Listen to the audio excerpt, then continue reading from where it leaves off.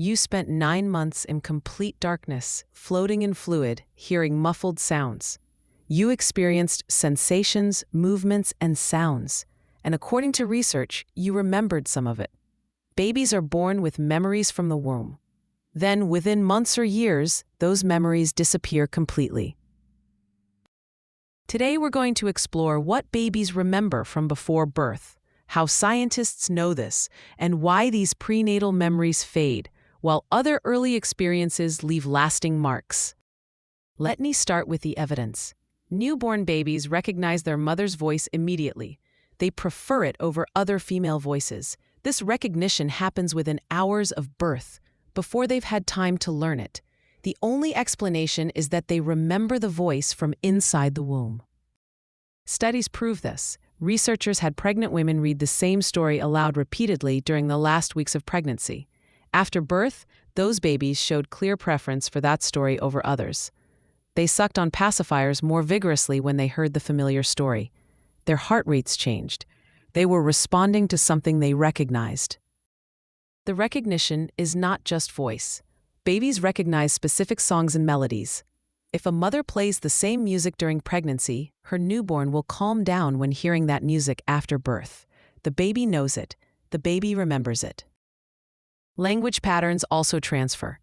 Babies born to French-speaking mothers cry with a rising melody pattern. Babies born to German-speaking mothers cry with a falling pattern. This matches the prosody of those languages. The babies heard the rhythm and melody of their mother's language in the womb and reproduced it in their first cries.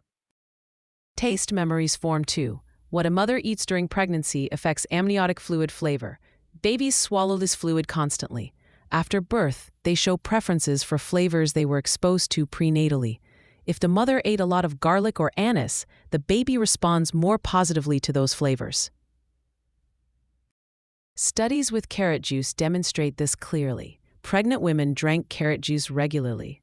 After birth, their babies showed more acceptance of carrot-flavored cereal compared to babies whose mothers didn't drink carrot juice during pregnancy. The babies remembered the taste. All of this proves that babies are learning and forming memories before birth. The womb is not a sensory void. It's a rich environment full of information. The baby's brain is active, processing sensory input and storing it. But what does the baby actually experience in the womb? Let's walk through the senses. Hearing develops around 18 weeks of pregnancy. The baby can hear sounds from inside the mother's body: heartbeat, breathing, digestion, blood flow. These create a constant soundscape. The baby also hears external sounds, though muffled: voices, music, environmental noise. A mother's voice comes through most clearly because it resonates through her body. Other voices are fainter. The baby hears the mother talking constantly. The rhythm, the tone, the emotional quality, all of this registers. Touch sensation exists throughout pregnancy. The baby feels the uterine walls, the umbilical cord, their own body. Movement creates sensation. When the mother walks or exercises, the baby feels motion. When she rests, they feel stillness. Taste develops early. Amniotic fluid carries flavors from the mother's diet. The baby swallows several ounces of this fluid daily. The taste buds detect sweet, salty, bitter, and sour. Preferences begin forming based on repeated exposure. Smell and taste are closely linked. The neural pathways overlap. Flavors in amniotic fluid also register as smells. After birth, babies recognize their mother partly through smell. The recognition likely starts prenatally. Vision is limited in the womb. It's dark, but light penetrates. Bright light outside makes the womb glow red. The baby can detect this. They respond to light by moving. Their eyes are not seeing images, but they're registering light and dark. Pain sensation exists. This is controversial, but evidence supports it. By third trimester, the neural structures for pain processing are developed. Whether the fetus experiences pain as we understand it remains debated, but the physical capacity is present. So babies have rich sensory experiences in the womb. They hear, they taste, they feel. They form primitive memories of these experiences. The question is, what happens to those memories after birth? Most prenatal memories fade within the first year. By age 2 or 3, no conscious memory of the womb remains. This aligns with childhood amnesia. The first few years of life, including the womb period, are not accessible to adult memory. But some aspects of prenatal experience leave lasting effects even without conscious memory. Language preference persists. Babies show preference for their native language's rhythm and sounds from birth. This preference comes from womb exposure. Temperament might be influenced. Babies exposed to high-stress hormones in the womb from maternal stress show different temperament patterns after birth. They're more reactive, more easily startled. The prenatal environment shaped their developing nervous system. Food preferences show continuity. Children often like foods their mothers ate during pregnancy. The connection is not absolute. Many factors influence food preferences, but prenatal exposure plays a role. Some researchers think musical preference might have prenatal roots. If a mother listens to certain music styles during pregnancy, her child might show affinity for those styles later. The evidence is mixed, but the possibility exists. These lasting effects occur without conscious memory. The baby's brain learned something in the womb.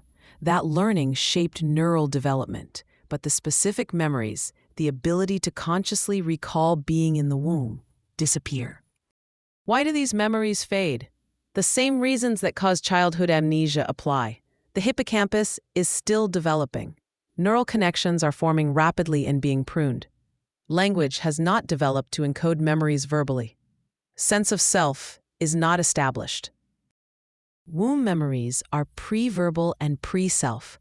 The baby experienced sensations but had no framework to organize them as personal memories. Without language and self-concept, experiences don't become retrievable autobiographical memories. Some people claim to remember being in the womb. These claims should be treated skeptically. Prenatal memory requires conscious awareness and storage mechanisms that probably don't exist at that developmental stage. What people remember is likely constructed from imagination, suggestion, or later experiences. However, implicit memory is different from explicit memory. You can be influenced by experiences you don't consciously remember. Your preferences, reactions, and behaviors carry traces of prenatal life even though you can't recall it. This has implications for how we think about prenatal care. If babies are learning in the womb, the prenatal environment matters for development. Stress affects the baby. Nutrition affects the baby. Sound exposure affects the baby, not just physically, but neurologically.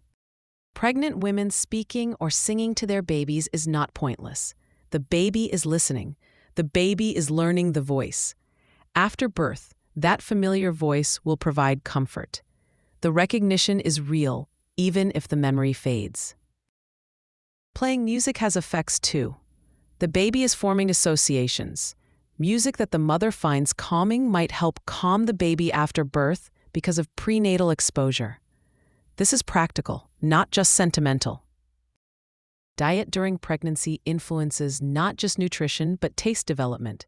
Eating a variety of flavors exposes the baby to different tastes. This might make them more accepting of diverse foods later. It's not guaranteed, but it's one factor among many. Stress management during pregnancy matters.